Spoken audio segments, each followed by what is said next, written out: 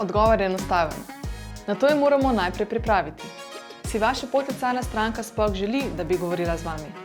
Lida, ki ga nismo dobili ob prvem pozivu na telefon, jaz ne bi še enkrat klicala. Raje bi mu poslala e-mail ali morda celo SMS, kjer bi predstavila, zakaj sem ga klicala in kakšno korist mu lahko ponudim. Če ne bi bilo odgovora, bi podobno sporočilo z drugačnim pozivom in koristjo zanj poslala nekaj dni kasneje. Pa čez čas ponovno. Pri vsakem takem sporočilu bi dodala tudi 3 proste termine iz svojega koledarja, da lahko stranka čim bolj enostavno izbere, kdaj si želi opraviti najin pogovor. Seveda je to početje precej naporno, če bi morali vse izvajati manualno. Ampak HubSpot je predvidel orodje, ki nam vse to avtomatizira. Rečemo mu sekvenca.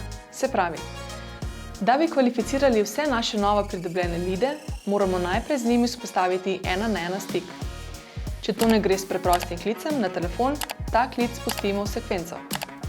Pri sekvencah gre za predlogov serije sporočil z naprej pripravljeno vsebino, ki jo sistem samodejno personalizira. Ob tem opredelimo tudi pogoje, ki ustavljajo sekvenco. Predstavljajte si namreč, kako narobe izpade, če stranka, ki vam je ravnokar odpisala na sporočilo ali pa izbrala termin, dobi še en nagovor. S sekvencami želimo torej avtomatizirati tiste osebne maile, ki so jih prodajalci prej ročno pošiljali in ob tem izgubljali dragocen čas.